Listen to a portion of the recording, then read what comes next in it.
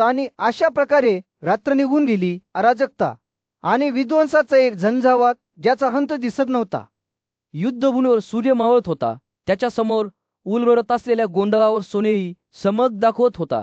स्टीलवरील पोलादाचा संघर्ष, खुरांचा गडगडाट आणि पडलेल्या लोकांच्या ओरडण्याने हवा भरून गेली. कारण सुतांचा मुलगा कर्ण वादळी वादळासारखा युद्धात स्वार झाला होता. जेव्हा तो परीक्षकाचा मुलगा धृष्टद्युम्नच्या दिशेने धावला, तेव्हा पंचाल राजकुमाराने कर्णच्या कवचाला छेदणारे 5 वेगवान बाण सोडले. परंतु या हल्ल्यामुळे विचलित न झालेल्या कर्णाने दाक्ष तीक्ष्ण दंडासह प्रत्युत्तर दिले, जे धृष्टद्युम्नला प्राणघातक अचूकतेने मारले. दोन्ही योद्धे एकमेकांभोवती नाचले, मारहाणीची देवाणघेवाण केली आणि मृत्यूच्या स्वरात त्यांचे धनुष्य गात असताना प्रत्युत्तर दिले. दोन्ही बाजूंनी 1 इंचही न सोडता लढाई जोरात सुरू होती. कर्णचा चालत आणि घोडे जमिनीवर पडले, परंतु तो लढाईत स्वार होत राहिला. त्याने धृष्टद्युम्न आणि त्याच्या सहकाऱ्यांवर बाणानंतर बाण सोडताना त्याचा धनुष्य दात होता. पांचाल राजकुमाराने त्याच्या रथातून उडी मारली, हातात एक शक्तिशाली गदा घेतली आणि युद्धाच्या तीव्र आरडाओरडासह कर्णाकडे धाव घेतली. दोन्ही योद्ध्यामध्ये टक्कर होत असताना त्यांचे धनुष्य परिपूर्ण सुसंवादाने गात होते. प्रत्येक जण वाऱ्यावर नाचत असल्यासारखे बाण मारत होता, पण कर्णचा उद्देश खरा होता आणि त्याने त्याच्या खालून धृष्टद्युम्नच्या घोड्यांवर वार केले, ज्यामुळे ते जमिनीवर कोसळले. पांचाल राजकुमार मागे पडला, परंतु त्याचा आत्मा अखंड राहिला. दरम्यान युधिष्ठिराने वाढत्या चिंतेने युद्ध उलगडताना पाहिले. त्याचे सैन्य कर्णाच्या हल्ल्याचा सामना करू न शकल्याने घाबरून पळून जात होते. तो अर्जुन आणि कृष्णाकडे वळला. त्याचा आवाज तातडीने भरलेला होता. पहा माझ्या मित्रांनो, कर्ण ही निसर्गाची एक शक्ती आहे, जी त्याच्या सभोवतालच्या सर्व गोष्टींना जळत्या सूर्यासारखी तापत आहे.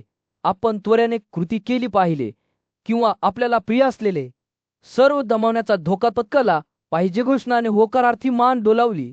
त्याचे डोळे कर्णावर सिंहासारखे स्वार होत असताना त्याच्यावर केले. पण कर्णाचा सामना करण्यासाठी ही योग्य वेळ नाही, असा इशारा देणाऱ्या वासुदेवाचे शब्द आठवून अर्जुन मागे हटला. जसजशी रात्र पुढे सरकत गेली, तसतशी लढाई संपताना दिसत नव्हती. तंसाल आणि सोमक घाबरून पळून गेले. कर्णाच्या पराक्रमी बाणासमोर पडताच त्यांचे रडणे अंधारात प्रतिध्वनित होत होते. पण मग क्षितिजावर एक नवीन आकृती दिसली. घटोत्कच, भीमचा मुलगा राक्षस घटोत्कच हा इतर कोणापेक्षाही वेगळा योद्धा होता, जो आकाशीय शक्तीसह जन्मला आणि दैवी शस्त्रांनी सज्ज होता. तो कर्णाकडे भयंकर युद्धघोष घेऊन गेला. त्याचे डोळे अग्नीने पेटत होते, ज्याने त्याच्या मार्गातील सर्व काही भस्म केले. मी केते आहे, तो ओरडला. त्याचा आवाज रात्रीच्या हवेत प्रतिध्वनित होत होता. मला आज्ञा द्या क्रीस. युद्धभूमीवर नुकताच सूर्य मावळू लागला होता, ज्याने कुरु आणि पांडवांच्या सैन्यावर सोनेरी चमक दाखवली होती. दुर्योधनाने आपल्या मित्र कर्णाला वाचवण्याचा निर्धार करत दुःशासनाला संबोधित केले. राक्षस घटोत्कच कर्णाकडे वेगाने पुढे जात आहे, युद्धातील स्वतःच्या पराक्रमाने प्रेरित आहे. त्याचा प्रतिकार करा. माझ्या भावा, स्वतःला एका पराक्रमी सैन्याने वेढून घ्या आणि जिथे कर्ण राक्षसांविरुद्ध लढत आहे, तिथे दरम्यान जटासुराचा मुलगा अलमुश दुर्योधनाकडे आला.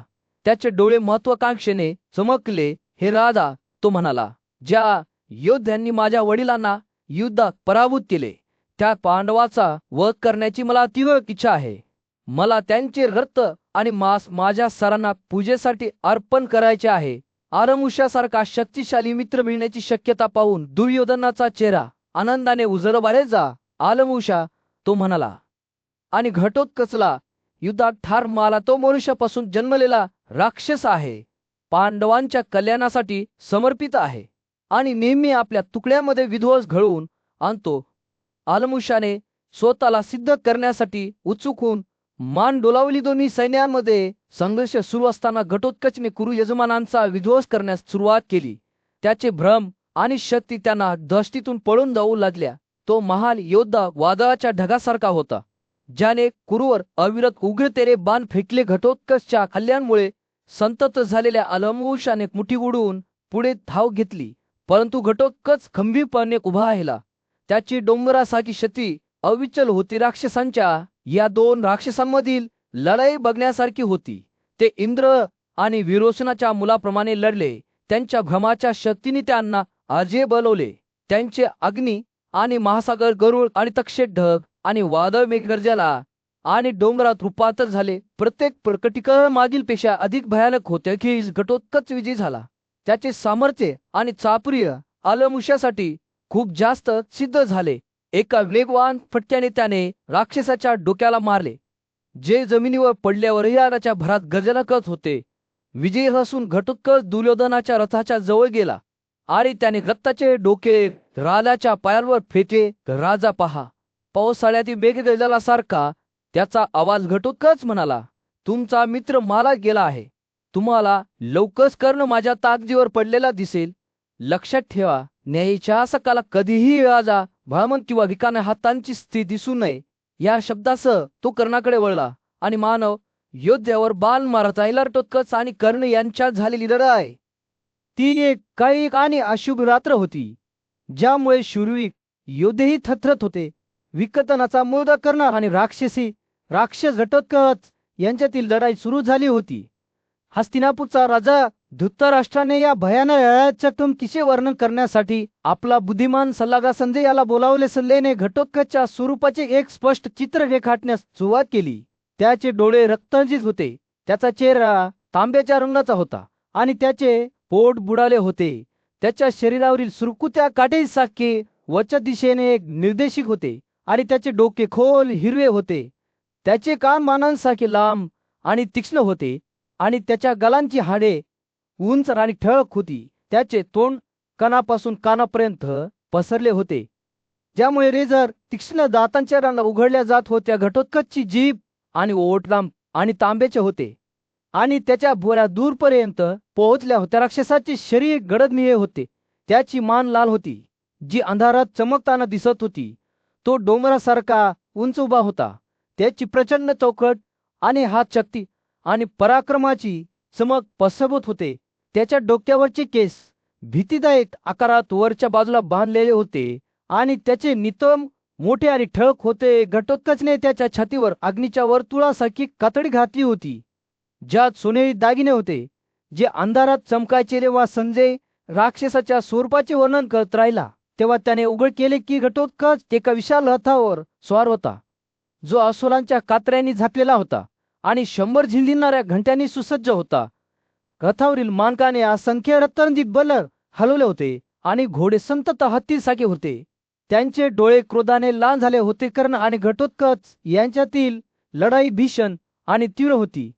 दोन्ही योद्ध्यांमध्ये मारहाणीची देवाणघेवाण झाली, ज्यामुळे पृथ्वी खादरली.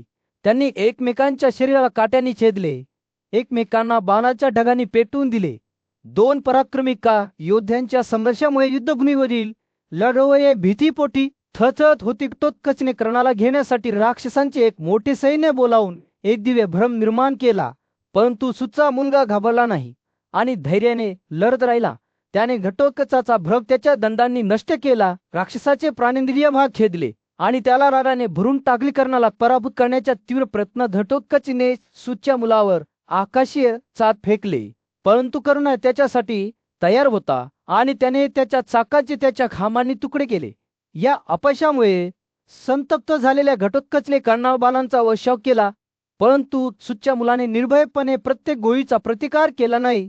जसजशी तीव्र होत गेली तसचे लढवये घाबरून पळून गेले. केवळ कर्ण आणि घटोत्कच लढण्यासाठी उरले. युद्धाचा निकाल निश्चित होता, कारण युद्धभूमीवर सूर्य मावळत होता. कर्णाचे सैन्य आणि राक्षस यांच्यात उसळलेल्या गोंधळावर सोनेरी चमक दाखवत होता. लोखंडी संघर्षाच्या आणि जखमींच्या रडण्याच्या आवाजादरम्यान संजय राक्षसांचा पराक्रमी राजकुमार अलायुधा मैदानात उतरताना पाहत होता. युद्ध ही एक मोठी आकृती होती, जी त्याच्या नातेवाईकांच्या एका मोठ्या सैन्याने वेढलेली होती. प्रत्येक जण शेवटच्या पेक्षा अधिक भयानक होता. जुन्या भांडणाची आठवण येत असताना त्याचे डोळे क्रोधाने चमकले, ज्याने त्याला या क्षणापर्यंत नेले होते. त्याचे नातेवाईक वाका आणि किमिरा, ज्यांना ब्राह्मणांना घेण्यात आनंद झाला होता, ते भीमाच्या हातून मारले गेले होते आणि हिडिंबा एक राक्षस मुलगी जी भीमाने उधळली होती, अजूनही त्याच्या मनात खोलीला जखमेसारखी रेंगाळली होती. ज्यावेळी आलायुध दुर्योधनच्या लष्करी चौकीजवळ पोहोचला त्यावेळेस त्याला भीती आणि भीतीचे विषण जाणवले. आलायुधाने भीमाच्या हातून केलेल्या त्याच्या आणि त्याच्या नातेवाईकांनी केलेल्या दुष्कृत्यांचे वर्णन करत असताना राजाने लक्षपूर्वक ऐकले. केवळ भीमच नव्हे तर त्याच्या सर्व अनुयायांना घोड्यांना, गाड्यांना आणि हत्तींना ठार मारण्याची शपथ घेतल्यामुळे त्याचा आवाज आणखी जोरात आधी तातडीचा झाला. आलायुधाचा प्रस्ताव स्वीकारताना दुर्योधनाचे चे उत्साहाने उजले.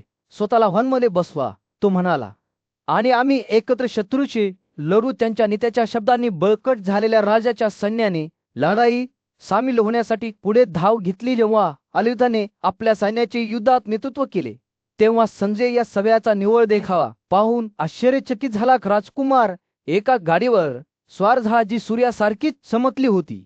ती त्याला शत्रूच्या रेषेच्या दिशेने नेत असताना हवेत धडधडत होती. त्याचे मोठे आणि उग्र घोडे वेगाने आणि सामर्थ्याने चालत होते, जे जवळजवळ अलौकिक होते. क्षी होत चाललेल्या प्रकाशात आलायुधाचे कवच जळत्या आमदांनी आणि आतील अग्नीने जळत असल्यासारखे दिसणाऱ्या मुकुटाने सुशोभित केलेले. त्याचा चेहरा रागाने वळला होता, त्याचे डोळे विजेसारखे चमकले होते. जेव्हा त्याने पांडव सैन्याच्या हृदयावर हल्ला केला, पांडवांच्या प्रमुख राजाशी आलायुधाचा सामना होत असताना संजय आश्चर्याने पाहत होता. युद्धभूमीवर वर्चस्वासाठी लढताना त्यांच्या तलवारी एकमेकांविरुद्ध वाजत होत्या. रक्त आणि घामाच्या सुगंधाने रात्रीच्या हवेत प्रतिध्वनित होणाऱ्या स्त्रीच्या संघर्षाच्या आवाजाने हवा भरून गेली होती. ही एक युगानुयुगीन लढाई होती, जी क्षितिलावर पुन्हा सूर्य उगवल्यानंतर खूप काळ लक्षात ठेवली जाईल. कौरवांच्या सैन्यातील दुर्जय योद्धा आलायुधा याने युद्धात भाग घेतल्यामुळे युद्धभूमी सक्रियतेने उजळली होती. त्याच्या दर्शनाने कौरवांच्या तुकड्यांमध्ये उत्साहाची लाट उसळली. ज्यांना मृत्यूच्या खोलीतून बाहेर पडणाऱ्या माणसासारखे चैतन्य आणि पुनर्जन्म जाणवला नाही. जसजशी जोरात सुरू होती तसंच पांचाल आणि इतर क्षत्रिय श्वास रोखून पाहत होते की आलायुधाचा भीमाचा मुलगा घटोत्कचशी सामना होत होता. दोन्ही योद्ध्यांची बरोबरी होती. लढाईतील त्यांचे कौशल्य ज्यांनी ते पाहिले त्या सर्वांसाठी स्पष्ट होते.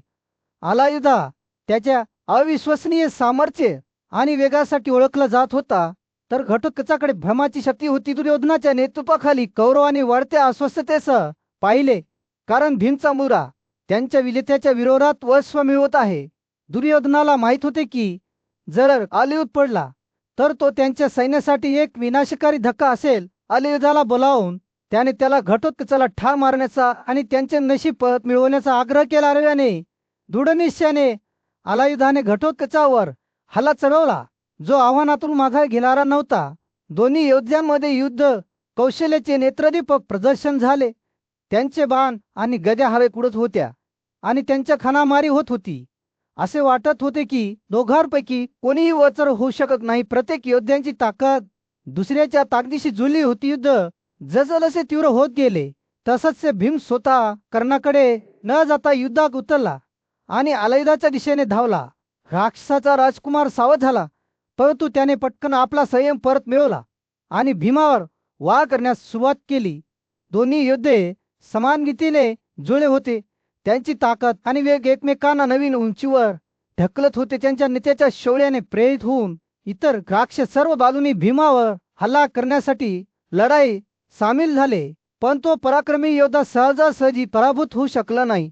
आपल्या तीक्ष्ण बाणाने त्याने त्या प्रत्येकाला 5 चाकांच्या दंडाने छेदले, ज्यामुळे ते घाबरून पळून गेले. युद्ध त्याच्या चरमोत्कर्षावर पोहोचताच आलायुधा आणि घटोत्कच पुन्हा एकदा भिडले. त्यांची गदा एका जोरदार अपघातामध्ये भेटली, ज्यामुळे संपूर्ण पृथ्वीला धक्का बसला. दोन्ही योद्ध्यांमध्ये हाणामारी झाली. त्यांची ताकद आणि वेग एकमेकांना नवीन उंचीवर ढकलत होते. असे वाटत होते की दोघांपैकी कोणीही वचर होऊ शकत नाही. प्रत्येक योद्ध्याचा दृढनिश्चय दुसऱ्याच्या दृढनिश्चयाशी जुळतो. जेव्हा असे वाटले की आलायुध कदाचित विलीन होईल, तेव्हा भीमाने एक नवीन गदा ताब्यात घेतली आणि त्याच्यावर पुन्हा एकदा हल्ला केला. त्यानंतरची लढाई भयंकर आणि तीव्र होती.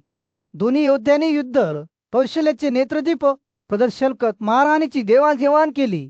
शेवटी कृष्णाने हस्तक्षेप केला आणि भीमसेनाचे रक्षण करण्यासाठी घटोत्कचाला पाठवलेलं जशी धूळ शात होत गेली तसंच कौरव दसकून गेले. सूर्य गगनभूमीवर अस्त होत होता.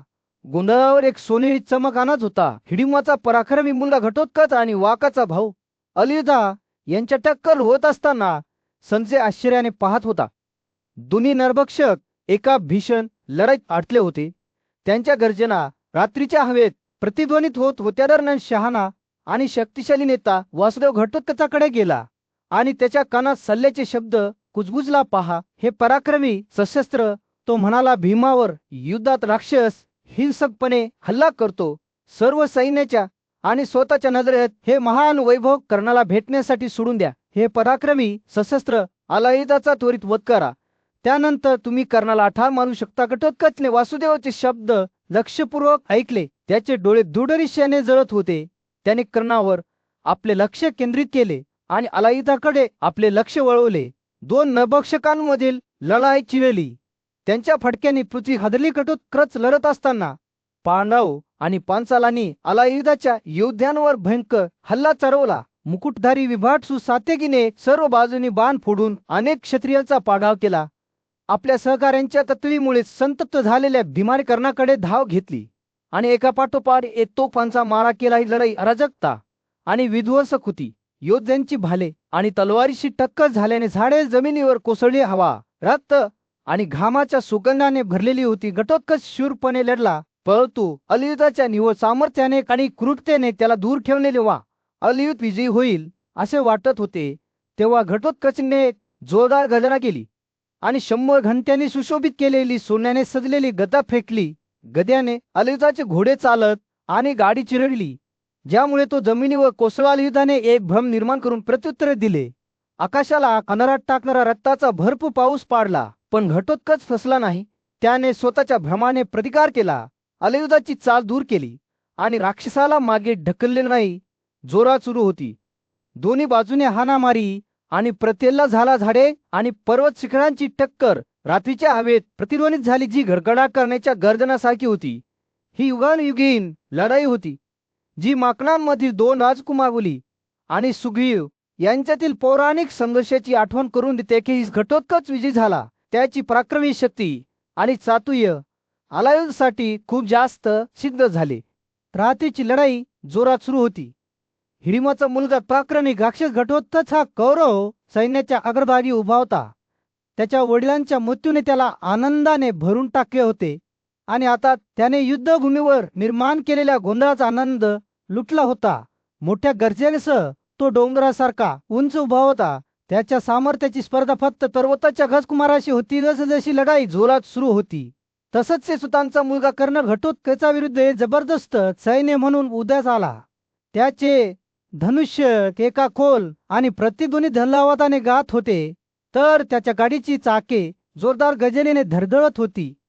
विजेसारख्या बाणांच्या चमकाने आणि युद्धभूमीवर कोसळणाऱ्या खांबांच्या सरीने भरलेला विलकी स्वतः जिवंत झालेला दिसत होता. कर्णाच्या अथक हल्ल्यामुळे संतप्त झालेल्या घटोत्कचने एक शक्तिशाली भ्रम निर्माण केला. धगधगत्या अग्नीसारखे दिसणारे एक काळे ढग आकाशात कुहाळून आले, ज्यामुळे दाटसर भालेलाट्या आणि इतर प्राणघातक प्रक्षेपकाचा ओघ सुरू झाला. कोकिळांच्या ओरड्याने आणि राक्षसांच्या ओरड्याने हवा जिवंत होत असल्याचे दिसत होते. त्यांचे आकार डोंगरासारखे विशाल होते, जे कुंडीक उभे होते. घटोत्कचच्या सामर्थ्याच्या या प्रदर्शनामुळे भयभीत झालेले कौरव योद्धे या दिशेने शस्त्रांच्या हल्ल्यात मारले गेले आणि चिरडले गेले.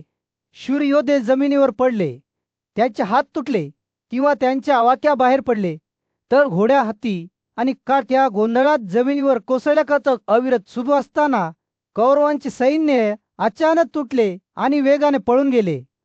सर्व काही हरवले आहे असे हताश होऊन ओरडले. उठ, हे कौरव सर्व काही हरवले आहे असे ओरडले, जणू देवच पांडवांसाठी त्यांचा वध करत आहेत. त्या क्षणी भरत सैन्याला त्यांच्या नशिबापासून वाचवणारे कुणीही नव्हते. घटोत्कचाचा भ्रम त्याच्या केंद्रस्थानी असल्याने रात्रीची लढाई अराजकता आणि विध्वंसाचा कळस बनली होती. दोन्ही बाजूचे योद्धे लढत राहिले, परंतु असे वाटले की जणू देवच या संघर्षात सामील आहेत.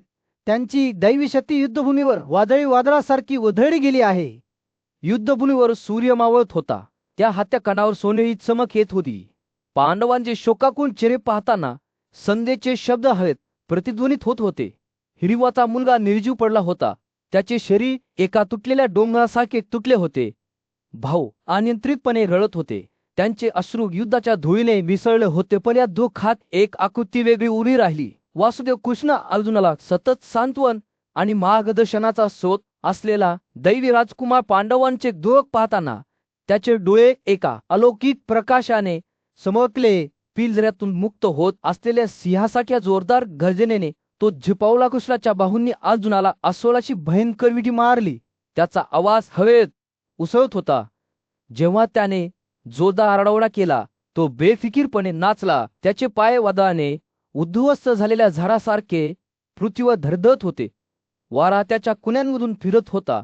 त्याचे डोळे आतील अग्नीने झगमगत होते. अर्जुनाचे हृदय दुःखाने भारावून गेले होते, परंतु तो कृष्णाच्या संसर्गजन्य आनंदात ओढले जाण्याशिवाय राहू शकला नाही.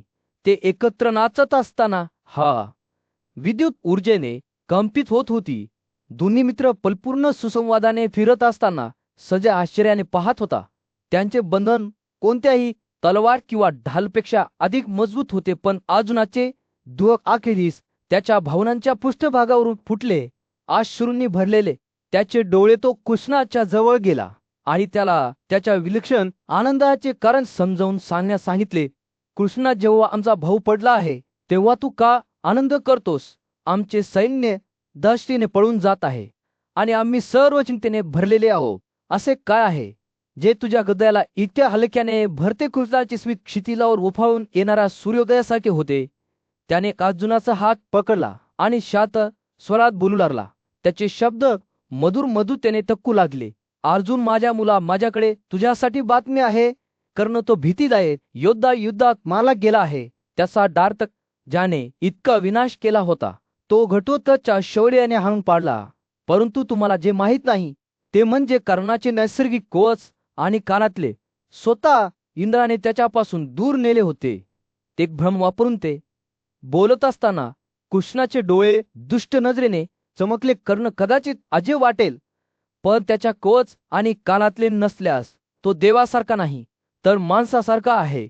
आणि मी चिन्हे पाहिली आहेत.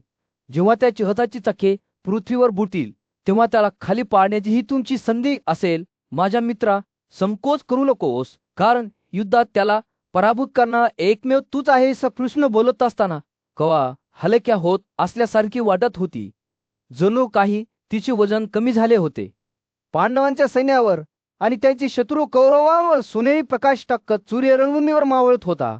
पांडूचा मुलगा अर्जुन त्याच्या रथीशी जनार्दनकडे त्याच्या मनात एक प्रश्न घेऊन गेला. त्याने विचारले, हे जनार्दन, पृथ्वीचे ते शनी जरासंध आणि इतर कसे मारले गेलेले जनार्दन, ज्याला वासुदेव असेही म्हणतात? तो जाणूनबुजून हसला. तो म्हणाला, जर चैसा शास्त्र आणि निषाद राजाचा पराक्रमी पुत्र जर जरासंध मारला गेला नसता तर ते खरोखरच भयंकर झाले असते.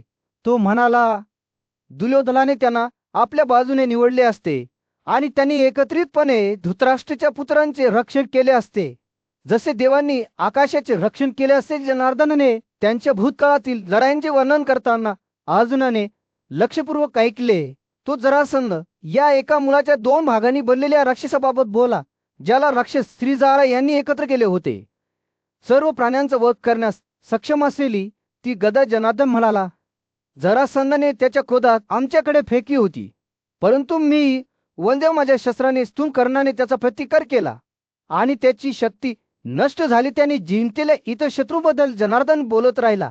त्याने निषादचा मुलगा एकलव्याबद्दल सांगितले, जो युद्धात इतका अभिमानी आणि कुशल होता की तो स्वतः देवाशी लढू शकला असता, पण मी त्याला फसव्या कृतीने ठार मारले. जनार्दन म्हणाला, आणि त्याला त्याच्या अमख्यापासून वंचित ठेवलेल्या जनार्दनाने इतर राक्षसांवरील त्यांच्या विजयांचे वर्णन करताना अर्जुनाने आश्चर्याने ऐकले. हिडिंबवाका आणि किरवीरा, जे सर्व ब्राह्मण आणि बलिदानांचे विध्वंसक होते, त्याने अलाइदा या राक्षसाचे वर्णन केले, ज्याच्याकडे भ्रमाची मोठी शक्ती होती, ज्याचा हिडिंबाच्या मुलाने वध केला होता. जेव्हा जनार्दनाने बोलले संपवले तेव्हा अर्जुनाला त्याच्या मनात एक आश्वासाची भावना आली. तो म्हणाला, तू मला मार्गदर्शन करण्यासाठी नेहमीच तिथे असशील आणि त्यासाठी मी सदैव आभारी आहे. जनार्दन हसला आणि मान डोलावली. त्याचे डोळे सखोल समजुतीने चमकले.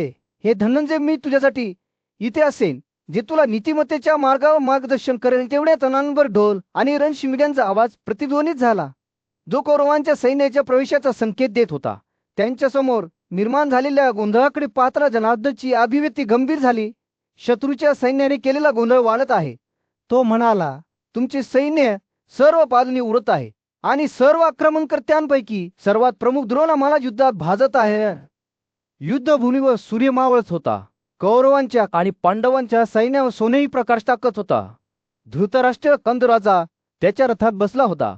त्याला संजयसह त्याच्या सल्लागारांनी वेढले होते. ते त्या दिवसाच्या लढाईच्या घटनांवर चर्चा करत होते आणि राजाचा मुलगा दुर्योधन अधिकाधिक निराश होत होता. कर्णाने अर्जुनाचा वध करण्यासाठी त्या प्राणघातक बाणांचा वापर का केला नाही. धृतराष्ट्राने निराश होऊन त्याच्या आवाजात विचारले, आपल्या सर्वात मोठ्या शत्रूचा नाश करण्यासाठी त्याने या संधीचा फायदा का घेतला नाही. युद्धात उपस्थित असलेल्या संजयने दुःखाने मान हलवली.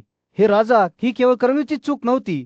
तो म्हणाला, आम्हाला सर्वांना माहीत होते की जर अर्जुन मारला गेला तर पांडवांचा पराभव होईल. पण आम्हाला हे देखील माहीत होते की कर्ण कृष्णाच्या प्रभावाखाली होता आणि जोपर्यंत त्याला दैवी राजकुमाराचे संरक्षण आहे तोपर्यंत तो अर्जुनाला कधीही पराभूत करू शकणार नाही. तर राष्ट्राचा चेहरा राहण्याच्या भरात वळला. माझ्या मुलाला भांडण्याची आवड आहे. तो म्हणाला, त्याचे सल्लागार मूर्ख आहेत.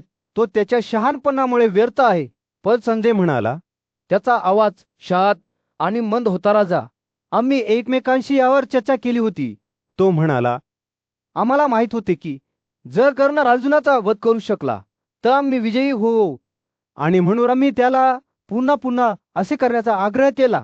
पण कृष्ण नेहमीच अर्जुनाचे रक्षण करत होता आणि कर्ण कधीही त्याच्या शत्रूवर मात करू शकला नाही. राजाचा चेहरा प्रत्येक शब्दाबरोबर गडगद होत गेला. तू कर्णाला याची आठवण का करून दिली नाहीस. त्याने संजयला विचारले, तू त्याला डार्ट वापरण्याचा आग्रह का केला नाही. संजयने लाजाने मान झुकवली. हे राजा, आम्ही प्रयत्न केला. तो म्हणाला, पण कृष्ण नेहमीच आपल्यापेक्षा एक पाऊल पुढे होता. त्याने अर्जुनाचे सर्व ताकदीने रक्षण केले आणि कर्ण कधीही त्याचा पराभव करू शकला नाही. सूर्य क्षितिजाच्या खाली बुडाला आणि युद्धभूमीला एका घरात सावलीत टाकले. धृतराष्ट्राच्या रागाने निराशा दूर झाली. त्याला माहित होते की त्याचा मुलगा मूर्ख होता आणि त्याच्या सल्लागारांनी त्याला अयशस्वी केले होते. पण मग जणू काही योगायोगाने संजय पुन्हा बोलला, मला आता आठवते. तो म्हणाला, जे घडले त्याचे सत्य कृष्णाने मला सांगितले. हे राजा, पांडवाचा विजय सुनिश्चित करण्यासाठी ही एक योजना होती. धृतराष्ट्राचे डोळे धक्क्याने मोठे झाले. त्याने विचारले, तुम्हाला काय म्हणायचे आहे. संजय हसला. कृष्णाला माहित होते की जर कर्णाने अर्जुनाचा वध केला तर पांडवांना मोठा धक्का बसेल. पण कृष्णाला हे देखील माहित होते की जर हिडिंबाचा मुलगा घटोत्कचचा वध झाला तर पांडव आणि कौरवांमधील माहितादरम्यान कुरकुटील राजा धृतराष्ट्राने आपल्या रथीय संजयाला निराश आणि खेदाने संबोधित केले. कर्णाच्या शक्तिशाली बाणाने मारल्या गेलेल्या हिडिंबाचा मुलगा घटोत्कच याच्या मृत्यूनंतर घडलेल्या घटनांबद्दल त्याला नुकतेच कळले होते. अजून किंवा कृष्णाला ठार मारण्यासाठी तुम्ही या दैवी बाणांचा वापर का केला नाही. धृतराष्ट्राने दा आणि निराशेच्या मिश्रणाने भरलेल्या त्याच्या आवाजाने संजयला विचारले, तुम्हाला सर्वांना माहित आहे की त्याची शक्ती अतुलनीय आहे की ती देवांनाही छेदू शकते. तो बाण हातात घेऊन कर्ण आपल्या शत्रूवर हल्ला करण्यात का अपयशी ठरला. संजयने उत्तर दिले, हे राजा, आम्ही खरोखरच याच योजनेवर आमच्यामध्ये चर्चा केली होती. आम्ही दररोज युद्धातून परत यायचो आणि अर्जुन किंवा कृष्ण यांपैकी कोणाविरुद्ध दाटचा वापर करण्याबाबत चर्चा करायचो. पण नीतीच्या इतर योजना असायच्या. असे दिसते की नीती येथे काम करत होती. धृतराष्ट्राने चौकशी सुरू ठेवल्याने त्याचे भाव गंभीर झाले. मला सांगा, संजय घटोत्कचच्या मृत्यूनंतर काय झाले. त्या रात्रीच्या लढाईत आपल्या योद्ध्यांनी पांडवांविरुद्ध कसे युद्ध केले. संजयने आदल्या रात्री घडलेल्या घटनांचे वर्णन करायला सुरुवात केली. अनाप्रताच कर्णीच्या सैन्याने पांडवांच्या सैन्यावर भयंकर हल्ला चढवला आणि त्यांच्यापैकी अनेकांना ठार केले. जुळ आणि नैराश्याने भरावलेले युधिष्ठिर अश्रुनी चेहऱ्या भिलवून रथावर बसले. कृष्ण मात्र आपल्या मित्राला सांत्वन देण्यासाठी पुढे आला. हे राजा, तुझ्या दुःखाने तुला घासू देऊ नकोस. तो म्हणाला, तू एक योद्धा माणसांचा नेता आहेस. उठ आणि लढ. जर तू दुःखाला बळी पडलास तर आपला विजय अनिश्चित असे. युधिष्ठिराने आपले अश्रू पुसले आणि उत्तर दिले, कृष्णा, मला कर्तव्याचा मार्ग माहित आहे. पण घटोत्कचाच्या मृत्यूचा माझ्यावर खूप भार आहे. तो एक उदात्त आत्मा होता ज्याने आम्ही तिथे राहत असताना जन्मलात आमची सेवा केली होती. त्याने आमच्यासाठी केलेली सेवा कधीही विसरली जाणार नाही. युधिष्ठिर बोलत असताना त्याच्या डोळ्यांनी युद्धभूमीवर नजर फिरवली. द्रोण आणि कर्ण यांच्या नेतृत्वाखाली कौरव मोठ्या किंवतेने पुढे सरकत होते. भीमसेनाचा मुलगा शूपने लढत होता, परंतु पांडव सैन्य कोसळण्याच्या कुमट्यावर दिसत होते. त्याने निर्णय घेतल्यावर युधिष्ठिरचा चेहरा कठोर झाला. कृष्णा, मी निराशेला बळी पडणार नाही. मी लढेन, आणि जर ते शेवटचे काम असेल तर मी कर्णाला ठार करेन. हा संकल्प घेऊन तो कर्णाकडे निघाला. त्याचे प्रचंड धनुष्य तयार होते. युधिष्ठिर जवळ येतात संजयने आधी घडलेल्या दृश्याचे वर्णन केले. पांडव आणि कौरवांमधील युद्ध 9 तास चालले. दोन्ही बाजूंनी हार मानली नाही. पांडूचा मुलगा राजा युधिष्ठिराने कर्णाला ठार मारण्यापासून स्वतःला रोखले होते, परंतु त्या रात्री कर्णाने घटोत्कचाला ठार मारले. तेव्हा तो दुःख आणि रागाने भरून गेला. युद्ध सुरू असताना भीमच्या विशाल सैन्याला द्रोण या महान योद्ध्याने रोखले. युधिष्ठिराने आपल्या सैनिकांना द्रोणावर हल्ला करण्याचे आदेश दिले, परंतु ते सर्व पूर्वीच्या युद्धामुळे थकलेले होते. राजाने स्वतः धृष्टद्युम्नाला संबोधित केले आणि म्हटले, कुंडा जन्मलेल्याचा प्रतिकार करा. तुम्ही द्रोणाला नष्ट करण्यासाठी अग्नीतून उगवले होते. तुम्ही उत्साहाने युद्धात धाव घ्या. घाबरण्याची गरज नाही. पांडवांचे सैन्य द्रोणाकडे धावले, परंतु त्याने त्यांचे मोठ्या ताकदीने आणि चिकाटीने स्वागत केले. द्रोणाच्या जीवाचे रक्षण करू इच्छिणारा राजा दुर्योधनही लढाईत सामील झाला.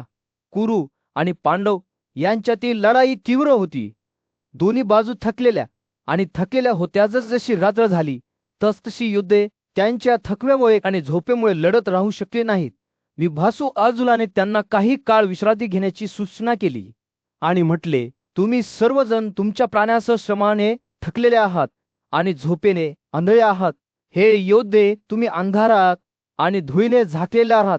हे शब्द ऐकून कुरु सैन्याने लढाई थांबविण्यास सहमती दर्शवली. पांडवांच्या सैन्यानेही त्यांचा हल्ला थांबवला आणि दोन्ही बाजूंनी शस्त्रे खाली ठेवली. प्रदीर्घ लढाईमुळे थकलेले दोन्ही सैन्याचे सैन्य युद्धभूमीवर झोपी गेले. काही घोड्यावर, काही हत्तीच्या पाठीवर, तर काही जमिनीवर विश्रांती घेत होते. जसा चंद्र आकाशात उगवत होता तसंच त्याने गडद युद्धभूमीला प्रकाशमय केले. अर्ध झोपलेले योद्धे कुशल कलाकारांनी रेखाटलेल्या सुंदर चित्रासारखी दिसत होते. ते काळातले आणि तारुण्याने सुशोभित होते, परंतु त्यांचे हात पाय पूर्वीच्या लढायांपेक्षा खराब झाले होते. चंद्राची किरणे सर्वत्र पसरली, ज्यामुळे सर्व काही लपून ठेवलेला अंधार दूर झाला. जसजसे जग उजळले तसचे काही प्राणी फिरत राहिले, तर इतर दूर राहिले. चंद्राच्या प्रकाशाने जागृत झालेले कुरु सैन्य हळूहळू पुन्हा जिवंत झाले. रात्र जसजशी उजाडायला लागली तसचे योद्धे त्यांच्या झोपेतून जागे झाले. त्यांनी त्यांच्या समोरचे शांततापूर्ण दृश्य पाहिले आणि एका क्षणासाठी ते इतके दिवस सुरू असलेल्या युद्धाबद्दल विसरले. युद्धभूमीवर सूर्य मावळत होता.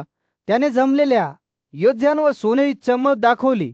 दुर्योधन त्याचा चेहरा रागाने आणि संतापाने वळलेला त्याच्या गुरु द्रोणाकडे वळला. तो बोलू लागला, तेव्हा त्याचे डोळे तीव्र विरदाराने चमकले. आपल्या शत्रूवर दया दाखवायला नको होती. जेव्हा ते निर्दयी आणि थकलेले होते, त्याने द्रोणांच्या चरणांवर थुंकले. आम्ही त्यांना एकटे सोडू दयाळूपणा केला, पण आता ते पूर्वीपेक्षा अधिक बळकट झाले आहेत. दुसरीकडे आम्ही प्रत्येक दिवसाग्निक ऊर्जा आणि सामर्थ्य गमावत आहोत. दुर्योधनाचे शब्द विषारी झाले, कारण त्याने द्रोणावर त्यांच्या शत्रूंबद्दल अतिशय सौम्य असल्याचा आरोप केला. त्याने असा दावा केला की पांडव अधिक बळकट होत आहेत, तर त्यांचे स्वतःचे सैन्य कमकुवत होत आहे. तुम्ही सर्व शस्त्राशी परिचित आहात. तो द्रोणावर उपहासाने म्हणाला, केवळ विचार करून तिन्ही जगाचा नाश करण्यास सक्षम आहे. द्रोणांचे हावभाव शांत राहिले, परंतु दुर्योधनाचा आक्रोश ऐकून त्याचे डोळे थोडे अरुंद झाले. त्याला माहीत होते की त्याचा विद्यार्थी राग आणि नैराश्याने प्रेरित आहे, परंतु त्याला पृष्ठभागाखाली लपलेली भीती देखील दिसली. जरी मी म्हातारा झालो असलो तरी द्रोण शेवटी म्हणाला, मी अजूनही माझ्या सामर्थ्यानुसार युद्धात स्वतःला झोकून देतो. त्याने दुर्योधनाला संबोधित करताना त्याचा आवाज स्थिर आणि ठाम होता. हे सर्व लोक शस्त्रांपासून अपरिचित आहेत, पण मला त्यांची चांगली जाण आहे. जर मी त्यांचा वध केला तर ते काही अपमानास्पद कृत्य नसेल. द्रोणांच्या शब्दांनी दुर्योधनाच्या रागाच्या ज्वाला पेटल्या आणि त्याने कुंतीचा मुलगा अर्जुन याच्या विरुद्ध एक नवी संताप व्यक्त केला.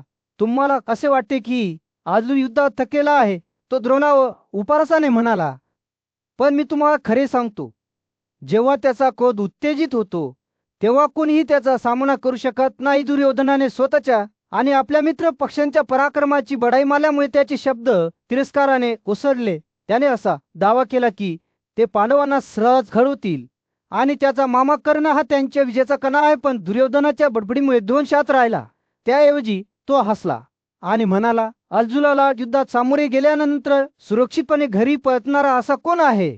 दुर्योधन, तू पापी आणि क्रूर आहेस आणि तू या सर्व निष्पाप क्षत्रियांना ठार मारतोस. अंतिम भरभराट होत असताना द्रोणाने दुर्योधनास अर्जुनाशी लढण्यासाठी पाठवले. कुंतीच्या मुलाविरुद्ध जा, तो म्हणाला. त्याचा आवाज ठाम पण शांत आहे. तू एक सुजन्मलेला क्षत्रिय आहेस आणि तू युद्ध शोधतोस. तू स्वतः जाऊन पांडवांचा पराभव का करू नये? दुर्योधन आपल्या गुरुकडे वळला आणि त्याचे डोळे दृढ निश्चयाने चमकले. तेव्हा हे शब्द हवेत तरंगले. युद्धभूमीवर सूर्य उगवत होता. आकाशात लालसर कुंकत होता. दोन्ही बाजूंनी युद्धाच्या दुसऱ्या दिवसाची तयारी करत असताना कवा अपेक्षेने विद्युत होती. कथाकार संध्याने त्याच्यासमोर उलगडणाऱ्या दृश्याचे वर्णन केले. जशी रात्र सरत गेली आणि त्यातील तीन चतुर्थांश काळ निघून गेला, तसंच एक कुदूक आणि पांडवांमधील युद्ध पुन्हा सुरू झाले. दोन्ही सैन्य आनंदाने आणि उत्साहाने भरले होते. पुन्हा संघर्ष करण्यासाठी उत्सुक होते. सूर्याचा सारथी करुणाने हळू चंद्राचा प्रकाश कमकुवत करत असताना आकाश तांब्याच्या रंगाने गंगले होते. दोन्ही बाजूंचे योद्धे लक्ष वेधून घेत उभे राहिले. उगवत्या सूर्याला तोंड देताना त्यांचे हात श्रद्धेने बांधले गेले. ते पहाटेसाठी प्रार्थना करीत होते. त्यांचे आवाज सौम्य वाऱ्यासारखे युद्धभूमीवर वाहून जात होते. हवा एका अलौकिक ऊर्जेने भरलेली होती आणि वास्तविकतेचे कापडच तणावाने कंपित होत असल्याचे दिसत होते. महान योद्धा आणि शिक्षक असलेल्या द्रोणाने पांडव आणि पंचलांविरुद्ध कुरु सैन्याच्या एका तुकडीचे नेतृत्व केले. माधव, ज्याला कृष्ण असेही म्हणतात, त्याने अर्जुनाला द्रोणाच्या हल्ल्याचा सामना कसा करावा याबद्दल सल्ला दिला. तुमच्या शत्रूंना तुमच्या डावीकडे ठेवा, त्याने सल्ला दिला, आणि हा अनुभव तुमच्या उजवीकडे ठेवा. अर्जुनाने आज्ञा पाळली आणि स्वतःला युद्धासाठी उभे केलेलाही सु होताच भीमसेनाने अर्जुनाला प्रोत्साहनपर शब्दांनी संबोधित केले. क्षत्रिय म्हणून आपले कर्तव्य पार पाडण्याची वेळ आली आहे, तो म्हणाला. आपण विजय आणि सन्मानासाठी प्रयत्न केले पाहिजेत. आपले पराक्रम पुढे टाका आणि सत्य, समृद्धी, सद्गुण आणि कीर्तीचे कर्ज फेडले पाहिजे. अर्जुनाने मान डोलावली. त्याचा दृढनिश्चय पूर्वीपेक्षा अधिक उजळ झाला आणि संकल्पासह अर्जुन पुढे सरकला. त्याचा गत वादप्रलाने युद्धभूमीवर धावला. द्रोणांच्या योद्ध्यांनी त्याचा सामना करण्याचा प्रयत्न केला, परंतु तो अविचल होता. सहजतेने त्यांच्या पदांवरून विसटला. त्याचे बाण वेगाने आणि अचूकपणे उडत होते. त्यांच्या खुणा प्राणघातक अचूकतेने मारत होते नाही, जोरात सुरू होती. दोन्ही बाजूनी एक चतुर्थांश भाग दिला नाही. धुळाने हवा दाट होत गेली, ज्यामुळे कोणालाही पाहणे किंवा श्वास घेणे कठीण झाले. द्रोण स्वतः उंच उभा होता. त्याच्या उपस्थितीमुळे त्याला पाहणाऱ्या सर्वांकडून आदर होता. त्याने देवासारखा धनुष्य धारण केले. एकापाठोपाठ एक बाण युद्धात पाठवले. जशी लढाई सुरू राहिली, द्रुपद आणि विराट द्रोणाविरुद्ध सैन्यात सामील झाले, परंतु ते खूप शक्तिशाली ठरले. आपल्या धनुष्यावर वेगवान प्रहार करून त्यांनी त्यांच्या योद्ध्यांना एकामागून एक चिरडले, ज्यामुळे ते युद्धभूमीवर पडले. युद्धात शूर असले तरी पांचाल द्रोणांच्या सामर्थ्याचा सामना करू शकले नाही. तवधीच्या अंतिम कृतीमध्ये द्रुपदाने द्रोणाच्या रथावर लोखंडी बाण फेकले, परंतु ते योद्ध्यांच्या कौशल्याची बरोबरी करू शकले नाही. दोन वेगवान बाणांनी त्याने बाण फोडला आणि द्रुपदाला जमिनीवर पाडले. विराटने त्याचा पाठलाग केला, परंतु त्याचे नशीब देखील बंद झाले. युद्धग्रस्त मैदानावर नुकताच सूर्य उगवला होता. त्याने गोंधळावर सोनेरी चमक दाखवली होती. आपल्या चमकदार कवचाने सज्ज झालेले योद्धे पुन्हा एकदा एकमेकांसमोर उभे राहिले. संदेश कथाकार सैन्यांमध्ये संघर्ष होताना पाहत होता. त्यांचे रणेक आणि गर्जना मेघगर्जनेसारख्या हवेत प्रतिध्वनित होत होत्या. जसा दिवस पुढे सकत गेला तसंच आवाज जोरात होत गेला. शंखढोल आणि ऋषिमुल्यांचा कर्कश आवाज होत गेला. हातींच्या पायाखाली जमीन थरथरत होती. त्यांच्या चढी पुढे सकत असताना घोड्यांच्या मेंढ्यांनी गुंफलेल्या होत्या. पदयात्री घोड्यांच्या योद्ध्याशी भिडले. त्यांच्या तलवारी सूर्यप्रकाशात हजारो छोट्या सूर्यांप्रमाणे चमकत होत्या. घामात आणि धुळीच्या वासाने हवा दाट झाली होती. संजयने त्याचे वर्णन असे केले की जणू युद्धभूमीतून नदी वाहत होती. तिचे पाणी हत्ती, घोडे आणि माणसाच्या प्राणताने लाल झाले होते. जखमींच्या आणि मरणाऱ्या लोकांच्या ओरडण्याने हवा भरून गेली. स्टील व स्टीलची टक्कर होण्याच्या आवाजाने मिसळली युद्ध जसजसे पुढे चकत होते तसंच हे योद्धे थकून जाऊ लागले. त्यांची शस्त्रास्त्रे डळमळीत झाली होती. त्यांच्या तलवारी रक्ताने भरलेल्या होत्या. हाती आणि घोडे अडखळले आणि पडले. त्यांचे घोडे स्वाग काठीत राहण्यासाठी धडपडत होते. संध्येने नमूद केले की पराक्रमी द्रोण आणि अर्जुन देखील थरथरत दिसत होते, परंतु ते खंबीर राहिले.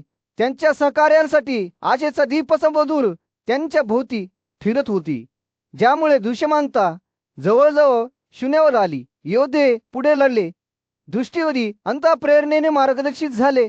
संध्येने त्याचे वर्णन असे केले की जणू रात्र पुन्हा एकदा पडली आहे.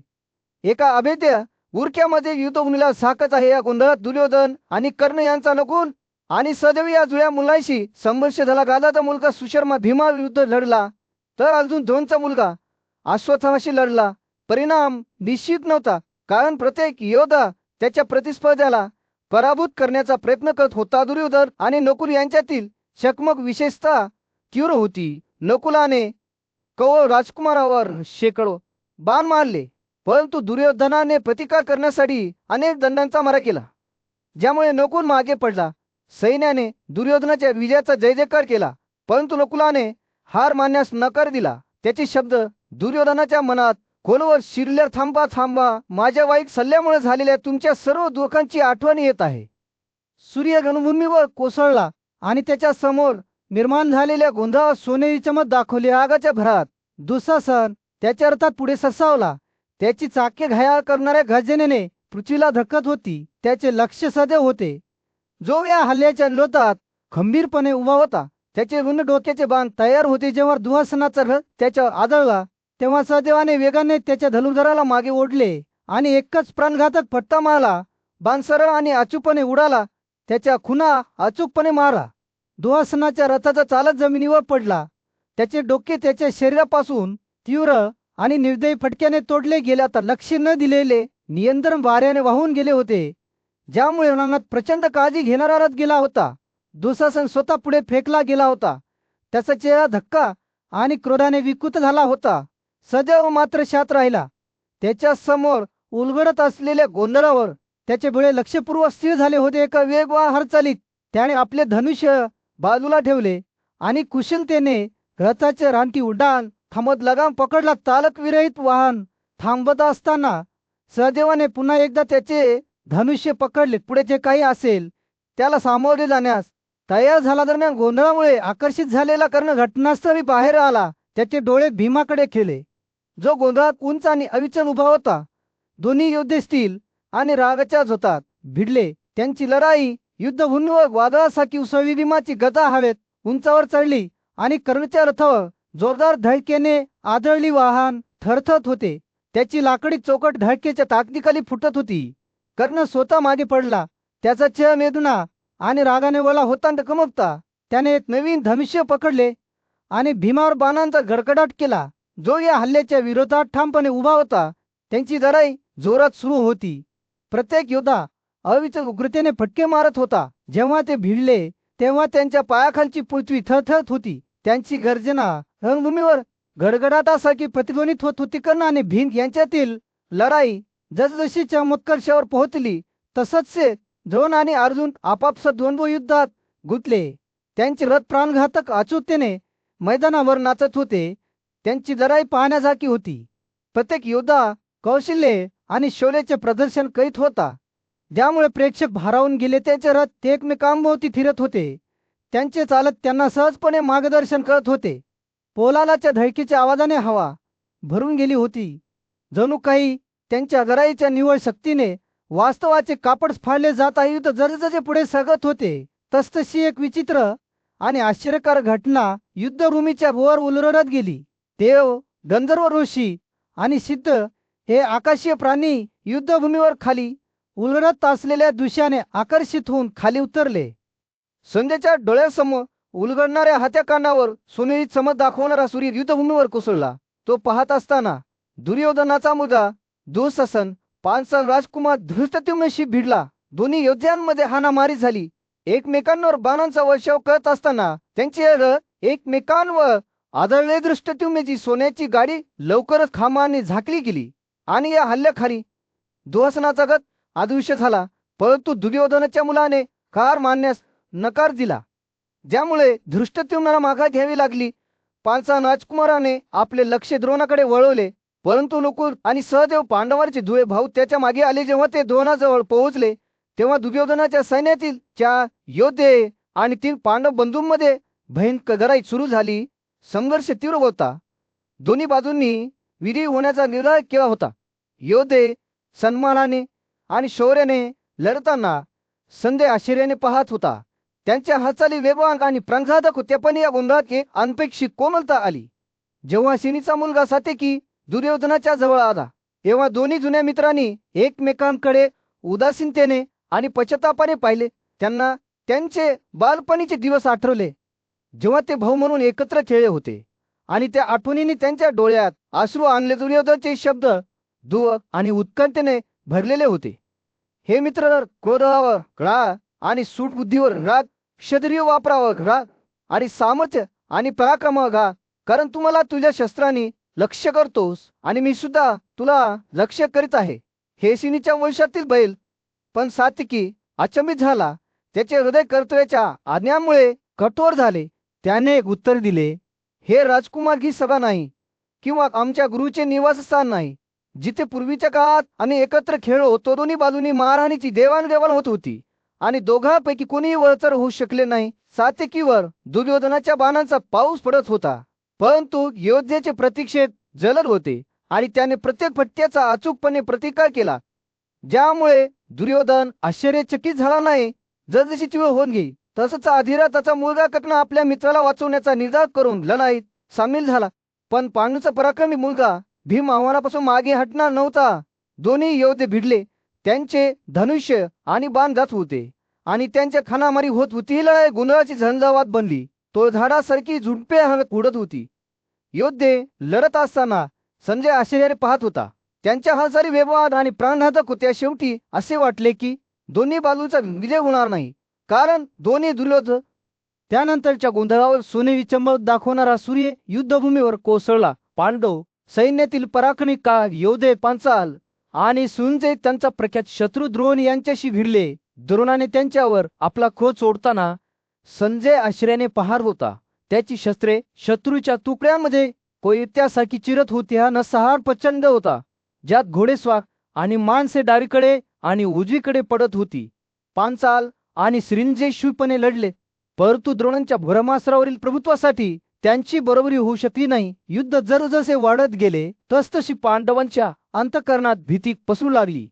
त्यांना माहित होते की जर द्रोणाने अशा क्रूरतेने लढा देणे सुरू ठेवले तर त्यांचे सैन्य नष्ट होईल. आपल्या मित्रांच्या कल्याणाची सतत काळजी घेत असलेला कृष्ण अर्जुनाजवळ गेला आणि त्याच्या कानात सावधीचे शब्द कुजबुजला. द्रोण हा एक भयंकर शत्रू आहे, ज्याची कोणत्याही नश्वाने तुलना करू शकत नाही.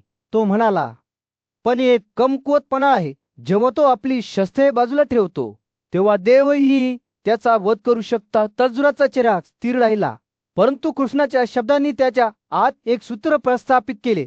त्याला माहित होते की द्रोण युद्धात खरोखर आले आहे आणि त्याला बळजबरीचा अवलंब न करता पराभूत करण्याचा मार्ग शोधणे ही त्यांची एकमेव आशा आहे.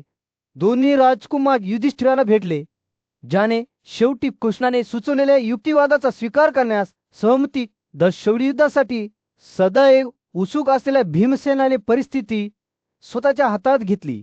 त्याने मालवांचा प्रमुख इंद्रवर्मनचा एक प्रचंड हाती मारला आणि द्रोणाकडे जाऊन ओरडून म्हणाला, अश्वत्थामन मारला गेला आहे. हे ब्राह्मण, लढाई थांबव. हे शब्द एक डावपेच होते, परंतु त्यांचा द्रोणावर अपेक्षित परिणाम झाला. त्या म्हाताऱ्या योद्ध्यांचे डोळे झाकले गेले. त्याचे मन दुःखाने थरथर कापत होते.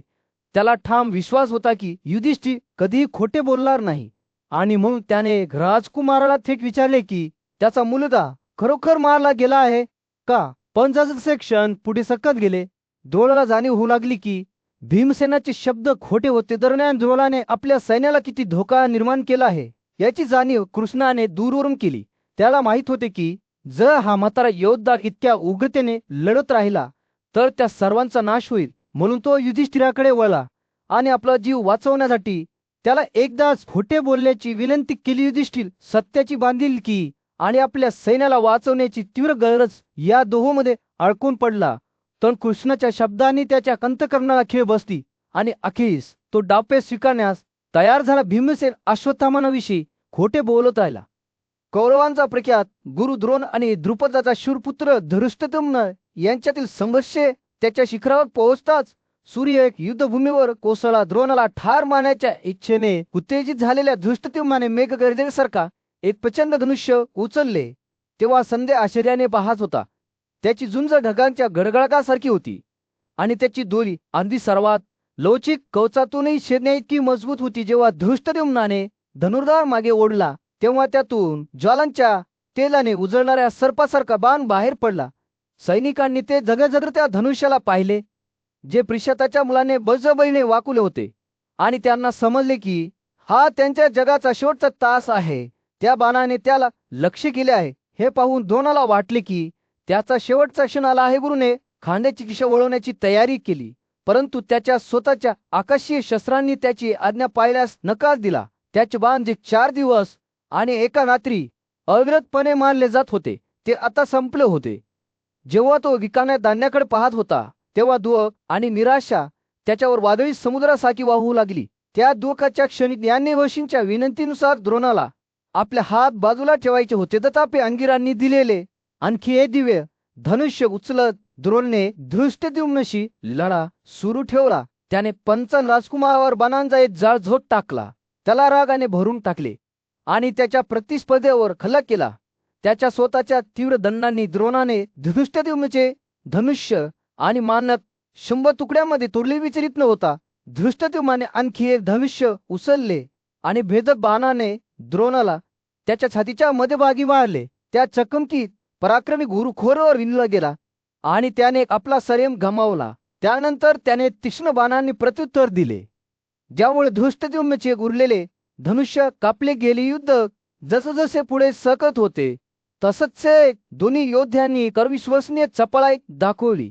त्यांच्या हाताली शिकारीसाठी खाली उतरणाऱ्या बाजाच्या हवाई कलाबाजीसारख्या होत्या. द्रोण आपल्या प्रतिस्पर्धेच्या पांढऱ्या घोड्यांवर एकामागून एक उड्या मारत असे, परंतु त्यांनी स्वतःच्याच लाल घोड्यांना वाचवले.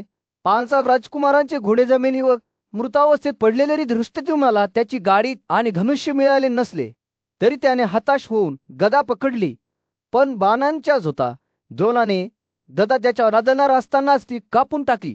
तलवार आणि ढाल घेऊन धृष्टद्युम्न गरुड सापावर झिपावत असल्यासारखा द्रोणाकडे झिपावला. 5 राजकुमाराने युद्धात विविध उत्कटी घडवून काढल्या. आपली तलवार फिरवत फिरला. मोठ्या युद्धाच्या दरम्यान दुर्योधन आणि त्याच्या साथीदारांनी रागाच्या भरात सात्यकीला चारही बाजूनी वेढा घातला. कृपा आणि कर्ण या 2 कुशल योद्ध्यांनी त्याला खाली पाडण्याच्या उद्देशाने वेगवान बाण घेऊन सिनीच्या नातवाशी संपर्क साधला, परंतु राजा युधिष्ठिर, भीम आणि अर्जुन यांच्यासह आपल्या मित्रांचे रक्षण करण्यासाठी त्वरित एकत्र आला आणि त्याने शक्तिशाली का योद्ध्यांच्या तुकड्याने सात्यकीला वेढलेली लढाई जोरात सुरू होती. दोन्ही बाजूंनी हाणामारी होत होती आणि दोघांचाही हा वसर होत नव्हता. सततच्या बाणांमुळे पृथ्वी जळत होती आणि जखमींच्या आणि मरणाऱ्या लोकांच्या ओरडण्याने हवा भरून गेली होती. मानवी बाहू आणि डोकी विखुरलेल्या होत्या. रथांवरून छत्र्या हलवण्यात आल्या होत्या आणि याच्या शेपटी युद्धभूमीवर विखुरलेल्या होत्या. कत्तल सुरूच असताना राजा युधिष्ठिराने पुन्हा एकदा आपल्या सैन्याला एकत्र केले आणि त्यांना कुंडात जन्मलेला राजकुमार द्रोणाविरुद्ध पूर्ण शक्ती दाखवण्याचा आग्रह केला. भारद्वाजचा मुलगा, पराक्रमी का योद्धा भीमाचा मुलगा धृष्टद्युम्न याच्याशी भयंकर द्वंद्व युद्धात अडकला होता. ते भिडले तेव्हा त्यांच्या पायांखाली पृथ्वी थरथरत होती आणि उल्का आकाशातून कोसळल्या, ज्यामुळे मोठी दहशत निर्माण झाली. त्याची उजाड डळमळीत झालेल्या द्रोणाने पुन्हा एकदा प्रिशताच्या मुलाला त्याच्या समोर पाहिले आणि त्याच्या स्वराच्या आसन्न प्रस्थानाबद्दल वशींचे शब्द आठवून तो निराश झाला. तरीही त्याला युद्धात आपले जीवन न्याय्यपणे सोडण्याची इच्छा होती. द्रुपदाच्या सैन्याने वेढलेल्या द्रोणाने क्षत्रिय योद्ध्यांचा विध्वंस करण्यास सुरुवात केली आणि प्रत्येक क्षणाशी हजारो लोकांचा बळी घेतला. पांचालांच्या सुप्रसिद्ध राजकुमाराला शस्त्रे किंवा शस्त्रास्त्रे नसलेला पाहणारा भीम सावधपणे त्याच्या जवळ आला. शत्रूंच्या त्या पिचक्याने त्याच्या स्वतःच्या रथावर